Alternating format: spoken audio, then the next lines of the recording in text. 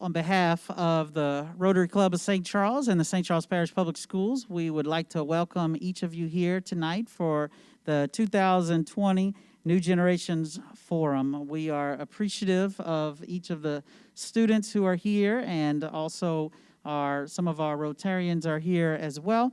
And especially like to welcome each of our panelists tonight. We're very thankful that you each are here, and we'll give you a moment to introduce yourself. But let me tell you what our plan is for tonight. Many questions have been submitted by the students for our panelists, and by the way, my name's Eric Deshawn, and I will be moderating tonight's event. And as we get started, we're going to begin with the Pledge of Allegiance led by the DHS Interact President, Ms. Caitlin Berger, and then we will proceed with our questions. I pledge allegiance to the flag of the United States of America and to the republic for which it stands, one nation, under God, indivisible, with liberty and justice for all. All right, you may be seated.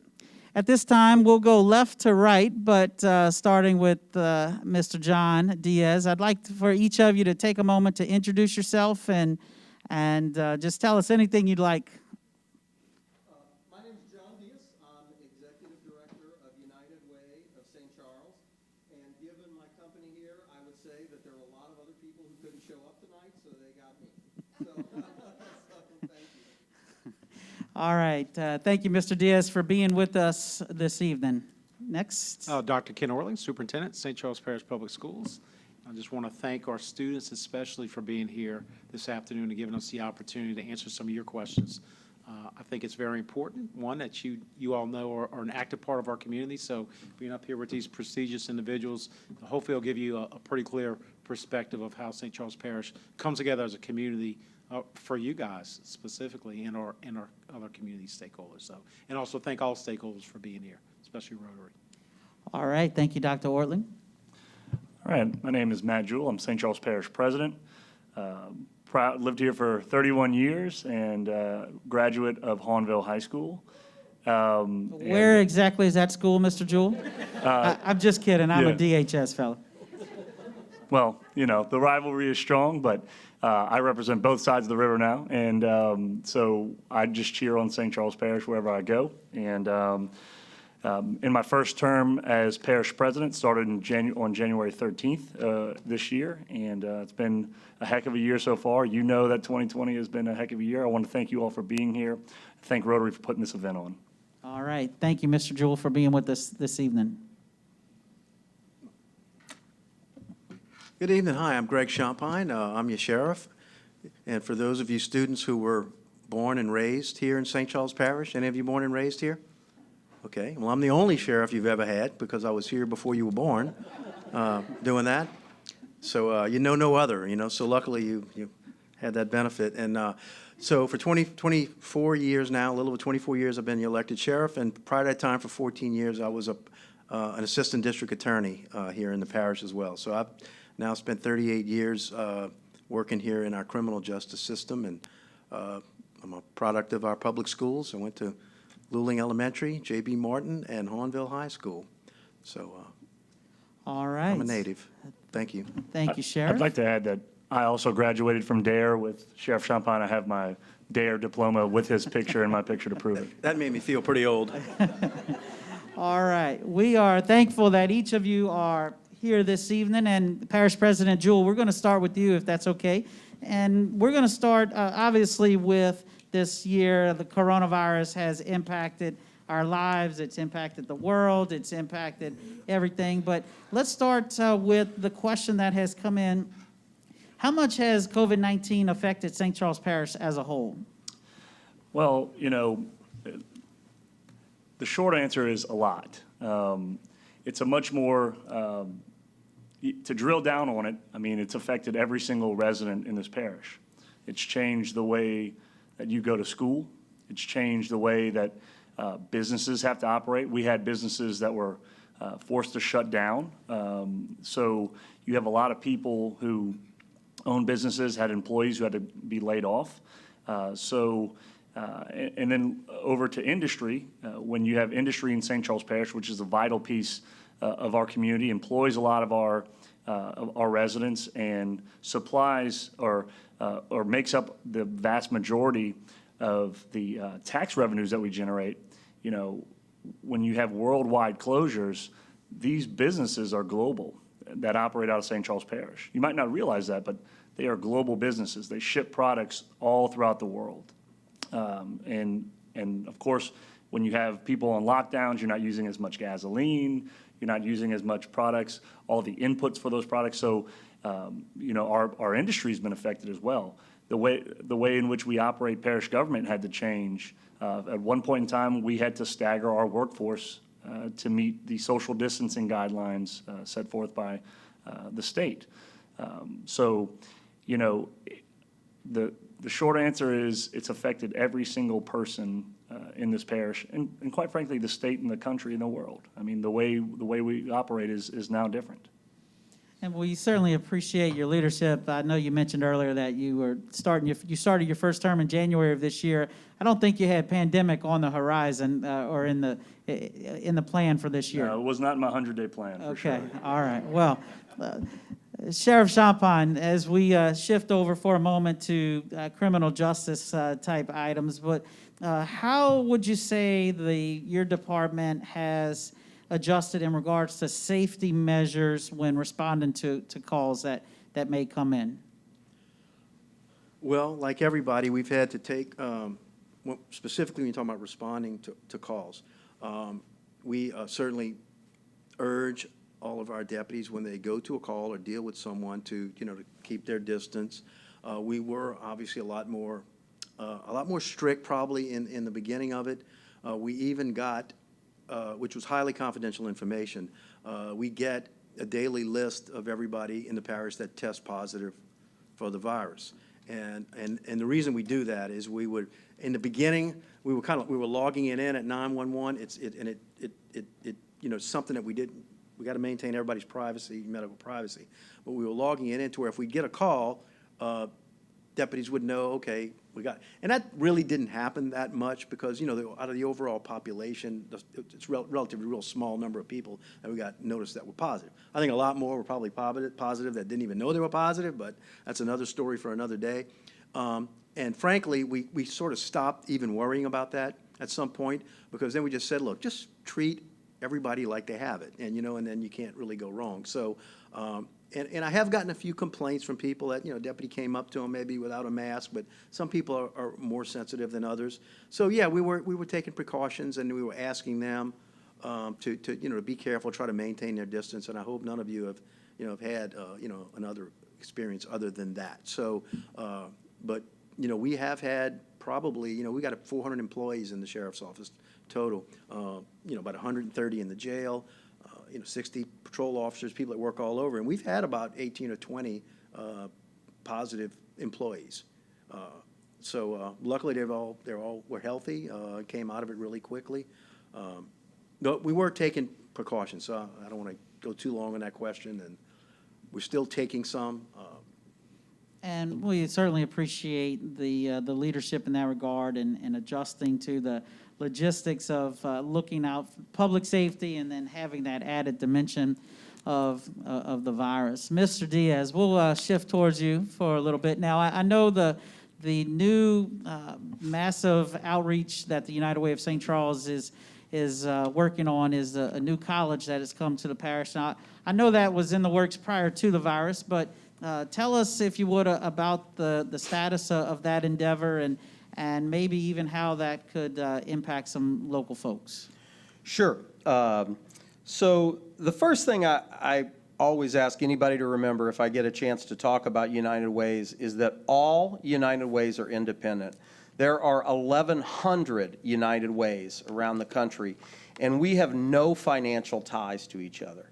And I won't bore you with what makes a United Way. I'll be glad to answer questions later. But my point in saying that is all United Ways is a group of local residents, employees in an area who get together and try to figure out a way to make that area better. And at our United Way a couple of years ago, we started looking into how could we be more proactive in helping people improve their lives. And what I mean by that is, we fund the Red Cross to respond to house fires. If there's a fire, United Way pays for somebody of the Red Cross to come out there and make sure that family has a place to go. Okay, but that's reactive, right? We provide emergency funds for families or seniors if there's been a job loss or a health problem, and they're really struggling to help get them through financially a little bit. But that's a reactive approach. So our board of directors decided that we wanted to take a hard look at what could we do to prevent people from what I call falling on the crack in the sidewalk, right? Having an issue. And we came to the conclusion that education, specifically education weighted to job training, was the best route for that. If you have a good job, you've got the benefits that maybe pay for that health insurance. So God forbid if you get sick, it maybe isn't as much of a burden. You've got the ability to, fix that car so you can still get to work. A lot of folks they're one car repair away from not having a job. So we wanted to find a way to help people take what I called the next step in their earning potential. And again, that way really for us was education. So our United Way is investing about $3.5 million in a community college on Highway 90 in Booty. And we've partnered with the Louisiana Technical College System. So you all are familiar, you've heard of Delgado or River Parish Community College. The basic arrangement is United Way is saying, hey, Louisiana College System, we'll give you a building free. Can you bring job training programs and education programs to our community? And they said yes. And so we think that's going to be open. Well, we actually already have students enrolled, and believe it or not, we're not the smallest community college in the Louisiana system, even this semester, because we have folks enrolled in distance learning. But we will, or I should say, River Parish Community College, our partner, will have staff in there by the end of the year taking registrations, and we plan to be open for classes in January on site at that facility. I think the tentative completion date is something about the 26th or 28th of next month. So. All right, and I know there's a lot of excitement in the parish, and I know that maybe even the fact that the virus may still be lingering, hopefully it'll be gone by the first of the year, who knows, but some folks may actually stay a little closer to home, and there may be a little extra interest as a result of that. But that's assuming they finish their senior year, Dr. Ortling, right? And I know last year's senior year was a bit out of the norm, and I know there's been several adjustments as a result of the virus, and I know the schools have implemented various plans to make learning available in a number of different ways. But how will next semester look for the high school students? And will there be a continuation of the hybrid schedule, or will they? What's basically the plan for the first of the year and following? So first of all, that's a great question. Now, if I had the answer and I could look through a crystal ball, I could tell you that if we had the opportunity to certainly eliminate the hybrid schedule, we would, because we place a lot of emphasis and value on in-person learning. Nothing replaces the teacher in a classroom with students, not just for the pedagogy that typically takes place in a classroom, or the teaching that occurs, and the communication between a teacher and a child, and the communication that occurs between two or more students in a classroom as well. So I don't want to undervalue that. However, I do feel as though you can receive a high-quality education virtually as well. So while we're offering two options right now, I tell people quite often we're running two school systems, one virtual school system and one in person. So to go to your question as far as next semester goes, we are exploring all options.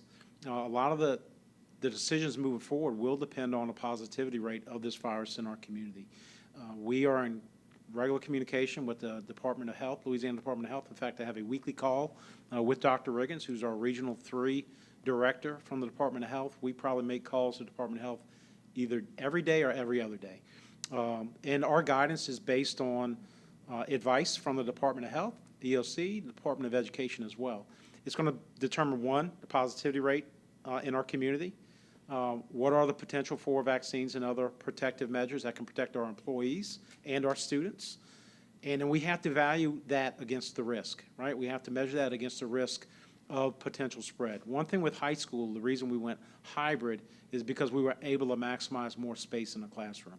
When you look at the research that's been done thus far on this virus, and in looking at how we've handled this virus and really minimizing the spread of this virus in our school system with over 8,000 students and 1,500 employees, we know a few things more than what we did when we started. So if there's an opportunity to, we will. That probably will not be determined for another month or two, but we're certainly going to put a lot of energy and effort into trying to make it happen. It's just that we have to ultimately measure the risk against the potential reward. And talking to a few of the students earlier this evening, some of you find success in the hybrid schedule, whereas others do not. So data drives a lot of our decisions as well. So looking at how students are performing, how they're learning, is also another part of determining whether or not we need to try to bring more kids back in versus the risk. But it's going to be a collaborative decision. Whatever that decision is, it's going to be based on the health and safety of our employees and our students first. And as you mentioned, over the next several weeks, time will tell in regards to the hybrid schedule. But there was a couple of questions that came in that are, I guess, more pressing in the current moment, and I'm sure it's not surprising that students were asking about face masks. And there's a couple of questions that came in a couple of different ways. I believe our parish has done a great job handling issues related to the pandemic. If the state government ends the mask mandate, will the same occur with our local school district, or will it remain a requirement? And then a similar question as far as playing sports and the band and cheerleaders, but the arts, as far as the theater and similar items, there seems to be possibly on different plans in that regard. So I know that I kind of rambled through that, but it all goes, what are we going to do with these masks? That's what we want to know. So first of all, let's answer the mask question. If the state eliminates the mask mandate, I would assume we would be in a pretty good position, COVID-related wise. However, we're governed by a couple of different authorities. One, we're not a private institution, right? We're governed by the Louisiana Department of Education and BESE, right, which is the Board of Elementary and Secondary Education. So their guidelines for us to operate are pretty strict. And there was a law that was passed relative to schools opening in Louisiana. That law thus provided additional guidance for schools to operate certain safety parameters in order for a school to operate, which meant mask wearing, right? Some of the standard principles were mask wearing, maximizing distance between students and employees, certain measures in place. So one, that would have to get changed, right, for us to even consider it. Second, the governor obviously would have to put out an order. And two, and third, the Department of Education would also have to provide guidance specific to that, because we would be liable if there was a potential spread or cases that would occur within our schools if we did not. So the short answer, probably not until at least those three things. But I can tell you, based on what I know or what I've seen, the masks do seem to have helped this situation in Louisiana specifically.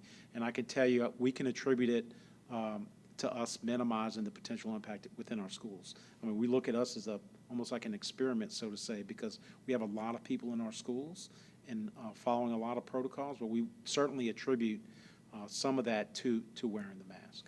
So and I know we're kind of harping on the COVID topic, and just wanting to, as far as the question, band, color guard, dance team, being able to attend various events, including away football games. Well, them not being able to, but the cheer teams allowed. Is that a district issue, a school issue? What? Actually, it's a sheriff's issue. Okay. He doesn't know. Just joking. They don't want to add no. Just joking. No, so when it comes to theater, athletics, and those types Yes. of events, those extracurricular, once again, they're governed by a couple of different things. The Department of Education issued guidance relative to safety measures for COVID, which we have to follow, whereas LHSA, which is Louisiana High School Athletic Association, provides guidance relative to athletics, which kind of I don't say contradicts, but doesn't give as much leeway or practice. So they have certain guidance for after-school events, and they have certain parameters or expectations for during the school day, which LDOE mainly provides that guidance for. So there is some contradictory, but we're following the guidance that's been provided, because if we don't, and there are outbreaks, right, then we would be held liable, and we can't put our students and our employees at risk. It doesn't make sense, to be very honest with you. I've questioned that. We've questioned that. To answer your question about theater, theater could perform outside, safely distant. It doesn't make sense that football players can, sweat on top of each other, and we can't have band, right, playing in the auditorium. And look, I have 2 students in the school system, so the arts are very important, not just for me, but for all of our students. So I understand and I recognize the importance of arts, and I've asked and we continue to encourage our employees to reimagine what we can do instead of looking at what we can't do. So really reimagining our opportunities to really take advantage of what we do have until we're able to open it up a little bit more. And I know a common theme is time will tell, and it's just you can't make time move any faster, and hopefully some of these items will be able to clear up. We're going to shift back to our parish president, and I know that with the virus, there's been an impact on families, not only from a health perspective, but also a financial perspective. Some have not been able to have the employment that they once had. But Mr. Jewell, how would you describe I know we're known as the Parish of Plenty, but what measures are being taken to address poverty in our parish? So the parish runs an office called the Office of Community Development and Community Services, And we offer a lot of benefits through that office that will help residents who qualify. We get grants from LAHEAP to pay for people's electricity bills who are behind on electricity bills who meet that. We have a food bank that we run out of there where we give money, give food to residents who are in need. And it's really high quality stuff that we're giving out. So not just, a pack of ramen noodles or stuff. We're talking about frozen turkeys and things like that. So good food that we do out of there. We also help folks who may have disabilities who need changes made to their homes to allow for them to get wheelchair access and things like that. And the parish also hosts the WIA, which is our Workforce Investment Board, where people can go to get unemployment. Now, for a while, during the kind of the height of the pandemic, folks were receiving an extra $600 a week in that unemployment. That has since run out, but folks are still able to go in and get their unemployment as well. So again, we host that. But through the Office of Community Services, we have a kind of a whole host of benefits that we give to the residents. And also we work closely with United Way. When there's incidents where we may not be able to help, we kind of turn to our partner in United Way for them to help as well.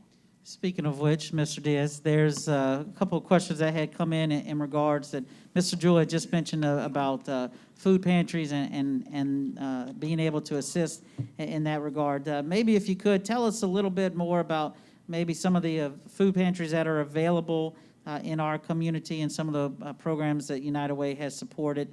I know it's Second Harvest and also some of the, I believe, Matthew 25:35.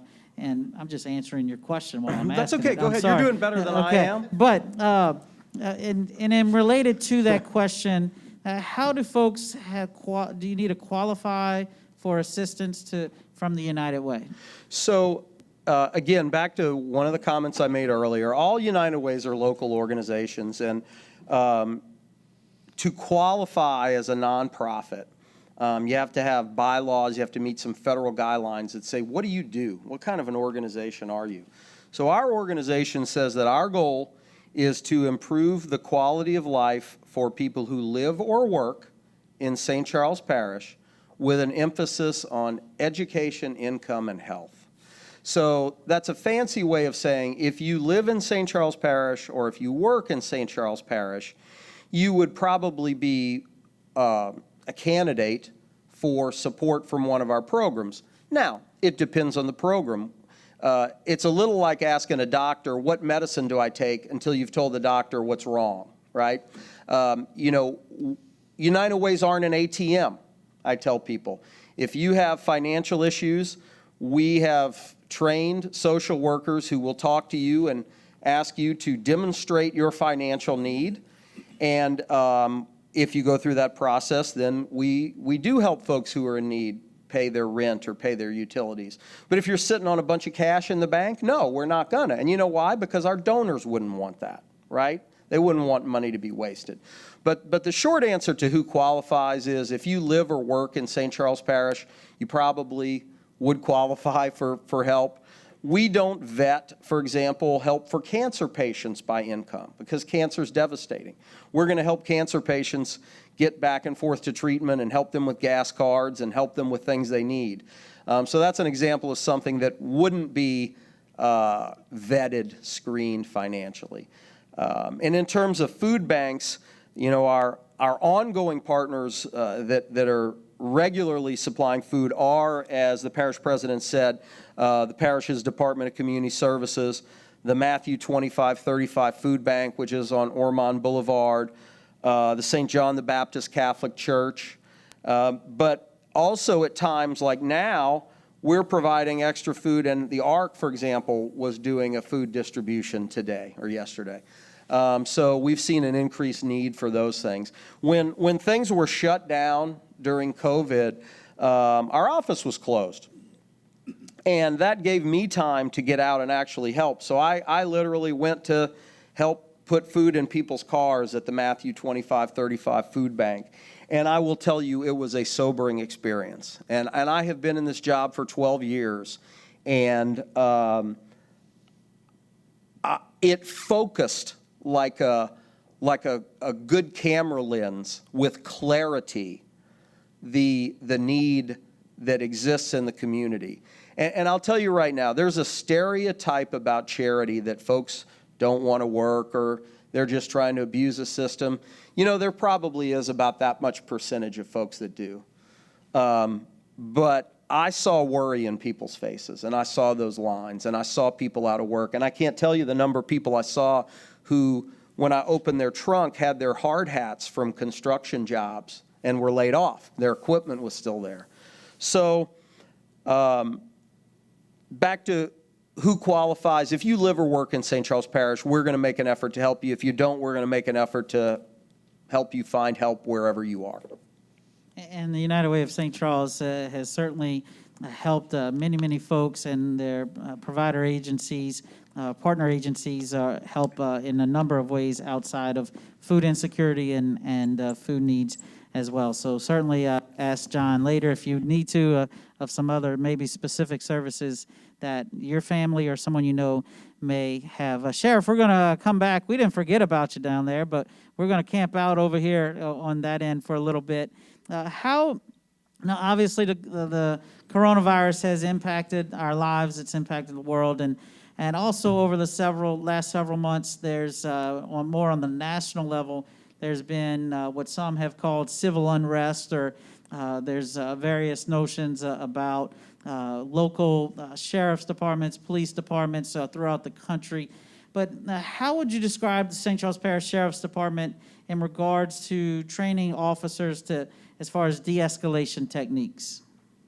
Well, that's a great question. And of course, we get some idea of the questions, we don't want to be disingenuous. We do get an idea what the questions are, which is good because I think it helps us to answer them better. So de-escalation is a real comprehensive topic. To answer the question, in short, we run a police academy here right down the street, and it runs for 4 months, nearly 5 solid months, where new recruits, all of them have to go through a police academy before they're allowed to get on the streets and work, with a gun, police car, et cetera. There's a total of 141 hours of de-escalation training, which really is very comprehensive and covers different areas that you might not think. Really a couple kind of things law enforcement officers do when we have contacts with people. We may have contact with you because you've called us because you want our help. Maybe the neighbor's playing music too loud, or dogs running, or even theft, a victim of a theft or something like that. So we're there pretty much to answer you and try to figure out what happened. The other type of contacts we have, or we have to deal with someone who maybe has done something, Maybe we need them to leave the premises, or maybe, as is common, is that we have to take them into custody and arrest them because they've committed a crime or they're wanted. And of course, those are the situations where violence can come into play more often. You know, if you're calling me about littering or something like that, chances are we're not going to get involved in violence, right? That's an easy one. But if we come out there and we have to do something because someone has done something wrong and need to be taken in custody, we have to be trained in all sorts of scenarios because we don't know, law enforcement, not just here, but all over.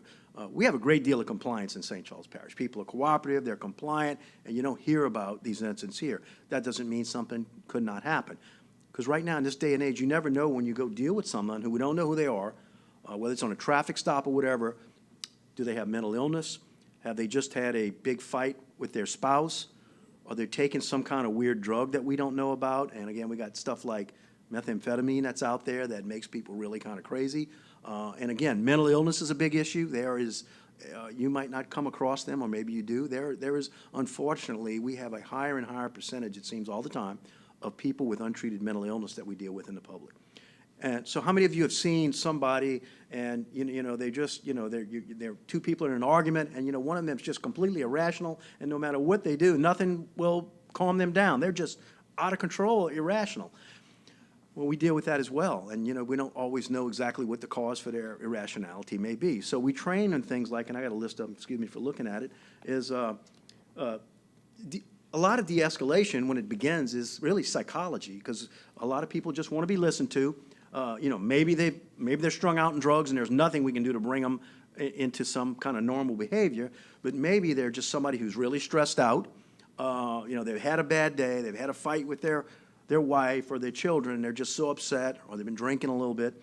It's psychology. Most people want to be listened to. So one of the things is trying to read their body language, which is a big thing with us, to see, what are the signs that they're prone to some type of hostility, trying to determine as well, are they on some kind of substance? It could be anything. It could be a whole lot of things, or mental illness, whatever, like as I mentioned before. So a lot of it's psychology, trying to listen to people, try to, if we're dealing with someone who appears to be very irate and unreasonable, the first thing is to spend some time, talk. Let's talk a little bit.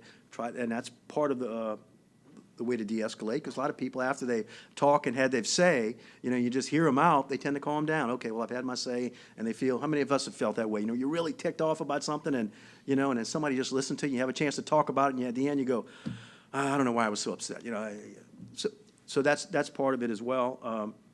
We have to look at all the factors of what may be causing their behavior. So it's real extensive. I mean, I could sit here probably and go on for hours and hours about de-escalation. That's okay. Ultimately, we're trying to get compliance. And again, people respect law enforcement here in our parish. You don't hear of incidents where we're having to, use a lot of force on somebody. If somebody's under arrest, we say, look, you got a warrant, we got to take you. Okay, take me away. So that's it. We're looking for compliance, and we hope that. And again, we've had good success here because people respect the police. There is a problem nationwide, especially in the larger cities. I mean, all you got to do is watch the TV to see about it. Is a lot of hatred is being whipped up toward law enforcement. I mean, we have some incidents, and like us, you don't want to be judged by what someone who's in a class or another student does something wrong, or somebody in your family. You don't want to be judged with a broad brush because someone has done something. It's the same with law enforcement officers. I mean, think about it, it's the only profession, other than if you're a soldier in the Army somewhere, where part of your clothes to go to work in the morning, if you're on the streets, is to put on a ballistic vest, that can stop bullets and knives. I mean, there's a reason for that, is because it's dangerous. So law enforcement officers have these things on their mind every day. In 2019, a law enforcement officer was killed in the line of duty every 3.5 days. I don't know what it is this year, but I think it's close to that average. So it is the most dangerous profession next to being a soldier in wartime. And, we need it to maintain the peace. And so much hatred has been whipped up in some places in this country that it makes it difficult, And police are fearful, too, for their lives. They want to go and look at some of the situations where they were sitting in their cars. The police in New York, I think there was some in, I don't know if it was L.A., where the guy who doesn't know who they are, they could be the nicest police officer in the world who've never hurt anybody, and they walk up to him and start blasting at him in a car. So, these kind of attacks and hate is on the minds of law enforcement officers. So, but I think the people here understand that, and they appreciate that it is a dangerous job and they want to be cooperative, but de-escalation is a big thing. And by the way, de-escalation, some would have you believe that, police have never used de-escalation. It's been a tactic for decades. It's constantly being revised and added to where it is a big part of everything we do to try to keep a situation from becoming one that escalates to more and more violence. So I think we do a pretty good job here. I mean, we have the state-of-the-art training in regards to de-escalation. But again, nothing is guaranteed. De-escalation also is a two-way street. The other person has to be willing or convinced at some point to de-escalate and calm themselves down, calm their anger down too. So it doesn't always work. It's not a magic bullet. I mean, just because we're taught to de-escalate doesn't mean everything's gonna de-escalate. Some people are just, whatever the cause may be, whether it's substance, mental issues, or just a whole lot of stress, which we've been dealing with some of that throughout this crisis. I mean, people are stressed out. I mean, it's, you got a virus, crossing the globe. You're watching riots on TV every night. It's a stressful thing for everybody. So these are some difficult times, and we certainly hope they're going to get better. But we use a state-of-the-art treatment to try to keep our officers as trained as possible to make sure that incidents are handled without an escalation of force or violence. And we're Good very, question, whoever came very up with it. thankful for the men and women in the St. Charles Sheriff's Department who go to work every day with much courage and much desire to serve and to protect, and we're very thankful, and we certainly don't want to take that for granted. Dr. Orland, as we come back to you, and I know a part of the whole thing going on the national level is connected also with this idea of a phrase that is often used, systemic racism, and items such as that. How would you, on a local schools level, how would you address the topic of cultural diversity, maybe through opportunities students may have at the various schools to promote and embrace cultural diversity? I think the way that the question is worded, do we have, I guess, are you asking if we have culturally diverse organizations, or how do we do go all about the schools have culturally diverse organizations that students could choose to join? I would say the majority of our organization, or the majority of our schools have clubs or organizations that are not exclusive to certain students. The content of those clubs is varied depending on the school, but clubs and student organizations are student run typically, right? I mean, there are certain factions that aren't, like Interact Club. That's something that's sponsored that each school has. Whereas other clubs that students may be interested in having that are more culturally diverse from that standpoint are typically initiated by students, but you have to have an adult sponsor as well.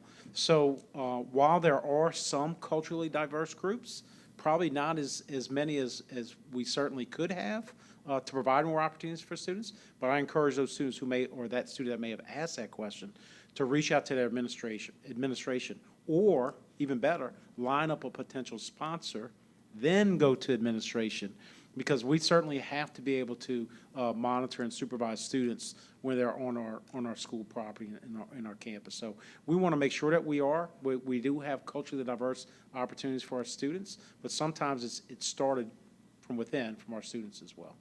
And I know each of the schools, of course, is connected to the St. Charles Parish Public Schools system, but at the same time, there needs to be local or on-site sponsoring or oversight of those particular groups. And we appreciate that response. Mr. Jewell, as we think about over the next, well, you said the virus and these other items were not in your 100-day plan, but as you think, and you did mention first term earlier, I don't know if y'all heard that, but how would you, and what areas of growth do you anticipate within our parish over the next 10 years? Okay, you said, what areas of growth do we anticipate? Yeah, over the next 10 years, just long-term thinking over the next 10 years. Well, look, because of the great work that the sheriff and the superintendent, the school system have done, along with the great work that the parish has done, St. Charles Parish has become really a destination for people to live. You have a lot of people who live and work in St. Charles Parish, but you have a lot of people who want to live in St. Charles Parish, and they'll go to work into other parishes in the metro area. But people want to live here, number one, because of the low crime rate and the great schools that we have. So one of the areas I see growing in St. Charles Parish is residentially. And you can see right now that we have areas of open land that are prime for development. We have people who want to develop right now. We have people who want to develop so much so that we've had to take a step and kind of put together a drainage and sewage master plan, which are ongoing, to kind of make sure that we grow in a controlled way that doesn't impede or put any impediments on our existing residents. So I understand when I came in that the potential for residential growth was there, and decided, and of course, the flooding situations that we've had during this year. It's been a crazy year on many It levels, has, yeah, flooding included. has also exacerbated the need for a solid plan for us to grow in a way that allows us to be smart about how we develop our infrastructure and how we develop our land. So we're actually in the process of redoing subdivision regulations and as well as those sewage and drainage master plans. And the goal with that is to really allow us to put our infrastructure in a position to grow for the next 20 or 30 years. Now, with residential growth comes businesses. And I have a lot of people who come up to me all the time and say, you know, we want a Chick-fil-A or we want a Canes Raising would be okay Cane's. as well. That's just my opinion. What's but that? I say Canes would be okay as You well. know, that's a Raising Cane's is the big one. They want a Rouse's and things like that. And I guess this is a good opportunity for me to tamp down the misconception that you need a professional fire department to have those things. You don't need a professional fire department to have, you know, fast food restaurants. You know, 85% of the country operates under volunteer fire departments, and businesses aren't going to just opt out of 85% of the country of that market. But when you increase your population, you increase the ability to support more businesses. And so I can see as we grow residentially, you're gonna see more businesses coming, more coffee shops, more grocery stores, and you might even see potentially more industry along the river. I mean, there's not very many places for them to go, but there are a couple of places along the river for a heavy industrial site. So, you know, we really want to create an economic development plan that diversifies St. Charles Parish's economy. One that isn't just reliant on industry. We'd like to see advanced manufacturing, clean manufacturing. So those are the kind of things that we look at. And one of the things that we can do moving forward is looking at ways to make our tax code more competitive, not only locally, but on the state level as well. So I know that's something that I have conversations with the assessor and our state legislators about. So I think there's the potential's there, but I think it starts with residents, and I think those residents want to live here again because of the great schools and because of our low crime rate and because of the great work the United Way does as well. Well, and the United Way is very much dependent upon the industry, local industries, in regards to the fundraising to be able to provide for those services. We'll come back to Mr. Diaz in just a second, but Dr. O, you wanted to add something? Yeah, just real quick, since. Can I call you Dr. O on TV? Students can. Okay. So I guess Dr. you're Orland, allowed yes. to as well. But just, you know, what Parish President Jewell just alluded to, truly is a collective effort, and it makes us proud as a school system and as a community to work together, because we were recently recognized, as of last night, as the #1 school district in the New Orleans area and #2 school district in the state of Louisiana. #1 safest school district in the New Orleans area, #4 overall in the state for teacher satisfaction, and #1 school district for athletes as well. Of course, you got to add that piece in there. But all of that, well, it's a credit to everybody, right? When we talk about safety, we talk about our close working relationship with the sheriff's office. When we talk about community partnerships, we talk about United Way, we talk about parish government. We truly, regardless of where you go in this state, people are amazed at the working relationship that our school system and our community stakeholders have with each other, which is what makes it so special. Can I add to that just a little Absolutely. bit? You know, and this maybe, oh, I do have it on. You know, maybe this will help connect the dots a little bit in terms of how different entities can work together. A good economy helps the tax base, and I don't know, I'm going to be out on a limb, Sheriff, and say, but I think it probably, a better tax base, a better economy, better jobs probably help lower crime to some degree. There's got to be, I'm sure there's some positive correlation. You know, industry needs what to function? Employees, right? We've got a school system that's doing a great job getting folks through high school. This is where now United Way can come in and say, okay, now we can help those employers by bringing a community college in here to provide training and better employees, to improve the tax base, to make the community more attractive for businesses to move in, to give our school system graduates a next step. And so really that's kind of a way in one program that United Way does that sort of ties us all together, if you will, in a way that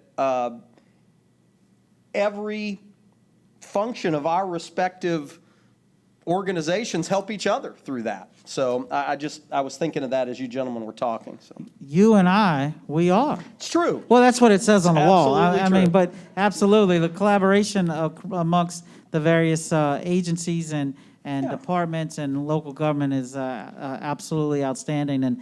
And these items don't come together coincidentally or by chance, but by the concerted effort of our entire community. As we begin to wind down, that means short answers from this point on, right? As we begin to wind down, Mr. Diaz, any volunteer opportunities for local students that connected with the United Way efforts?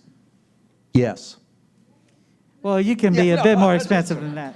Yeah, we've got a lot of things going on. You know, please just call our office if you're interested. We're easy to find, and you know, I've got a half a dozen short-term projects or kind of long-term volunteer opportunities off the top of my head. So, yes, is the answer, and please give us a call. We'd be glad to help you get involved in your community. All right, Sheriff, I know none of our students here would ever get a speeding ticket, but just in case they did, and they pay that fine of $150 or whatever, or maybe a little higher, a little less, I'm not sure, but where does that money go? Do you know? I just want you to know that I was ecstatic when I saw that I might be asked that question. Completely ecstatic, because so often you get on social media, which sometimes I can really hate, and somebody says, oh, cops must need money. They're out there writing speeding tickets again, right? Well, wrong. I happen to have a prop for you. Uh-oh. Superintendent was wanting to know what it was. He was dying of curiosity. To think I almost didn't ask this question because we're running short on time, but he came, look, So, let me, here are the facts, okay? So, if you get a speeding ticket, there are two parts of it. If you go to court or you plead guilty, you pay it. There's two parts of it. They're what they call court costs and then what they call fine. You know, we think of a fine as everything. Well, court costs are the bulk of it. It's probably 80% of it. So anyway, so you get a typical speeding ticket, nothing outrageous, just a garden variety Sunday school speeding ticket. You're going to be looking at court cost of $127.50, and you might have a fine of another $25 or so. Okay, so let's say it's $150 roughly ticket. Here's where the money goes. $45 of the 127 court costs goes to the Indigent Defender Board, the public agency that represents people charged with crime. It's kind of ironic because their money depends upon people being guilty of speeding. So if you think about that, it's a little bit contradictory. It's not their fault. I wasn't going to say that, but okay, go ahead. No, but it's, they'll even acknowledge it. You know, it's unfortunate. They're funded that because of an order of the Supreme Court. So fines and cost of court are set by either state law or orders of the court, including and on up to the Louisiana Supreme Court. So $45 goes to the Indigent Defender Board out of the $127.50. $20 goes to the district attorney's office towards their operation. The clerk of court, $16 towards their operation. The judicial fund, which is a judge's operating part of their office, $15. Sheriff, $9. So the cops are not out there because we need money. They're out there because I want to make sure that everybody's not speeding, okay? Then you got all these other fees, the jury fee for the cost of juries, Crime Stoppers, $2, training, transcripts, of course, juvenile justice gets $1, Louisiana, all miscellaneous fees. But as you can see, so I'm just happy to show you that, I don't keep all the money, okay? I only get $9. $9 out of 127. What, y'all take math, what's that, about 7% or something like that? So the fine is divvied up this way. If there's a fine above court costs, so the court cost comes priority, so there's a $25 fine, 12% of any fine on top of that will go to the sheriff's office, 12% goes to the DA's office, 76% goes to the judicial staffing fund. Well, they can set orders and they can collect them, so they need the money, okay? They don't have sources of funding like we have tax revenue. I mean, they have to fund through the operations and fees like this. And the remaining percentage, if there's any left after the 12, 12, and 76, goes to the parish council. So they get, parish council really kind of gets the short end of the stick on it somewhere. It's true. So I'm just happy to show you that everybody thinks that, we go write a ticket and we get all that money and we're doing it for $9, okay? $9. All right. Sheriff, Thank you you so want much. to teach a school law class? Whoever asked that question, thank you so much. Thank you. We could use teachers. Yeah, that's right. All right, Mr. Jewell, winding down, one of the questions that came in, what issues are preventing a parish recycling program? Wow, okay. You wanted the answer short? Okay. So recycling is driven by a global economy. The global driver of recycled goods, the big purchaser of recycled goods, was China. China treats us as a commodity. So as an input, like a commodity, you want it to be very pure, very clean. American recyclables are not very clean. In other words, we don't segregate, 1, 2, 3, 4, and 5. You might only take 1, 2, and 3, but you got some 5s in there. So it costs them more to take a lower quality input and clean it up.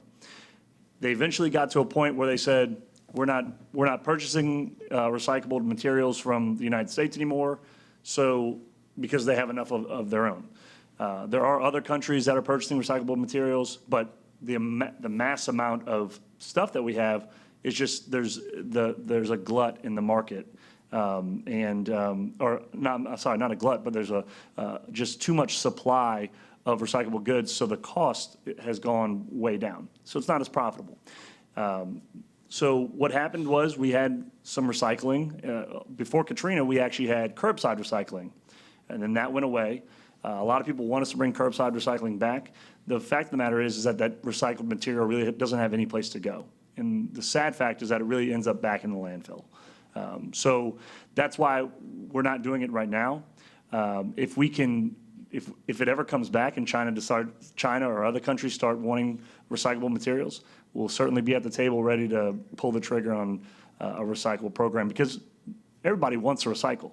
But there are things you can do. I was actually talking to someone today at a lunch who takes his newspapers to Bear Seafood because they use the newspapers there. There's some folks in Hahnville who recycle glass and cardboard. So there are places you can go, but there's just no place to recycle large amounts of plastics and other things like that right now. All right, thank you for that response, and I believe I've asked the questions that had come in for Mr. Diaz and Dr. Ortland already. I don't believe we missed any. And so as we're coming to an end, we have a couple of more items to do, and I'd like to ask our Hahnville High School Interact sponsor, Ms. Hope Barnhill, to come up along with our Hahnville High School Interact President Bella Truding.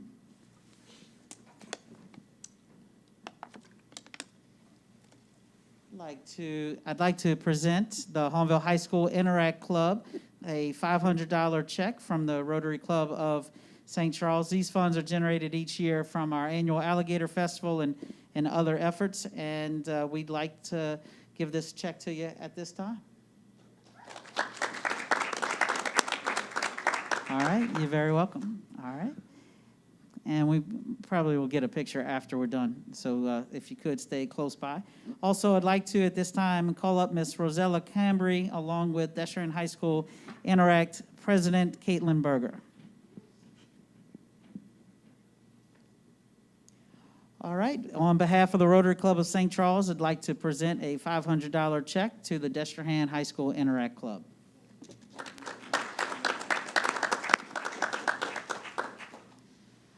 All right, so we're thankful for each of you. We're thankful for let's give one round of applause for our panelists, and we thank you very much. We're thankful for each of the students who are here, thankful for our local St. Charles Rotary members, and we have some other folks from the schools who are here. I'd like to thank Miss Stevie Corvetta for all the work that she did. I'd like to thank our technical support folks for all the work that they have done.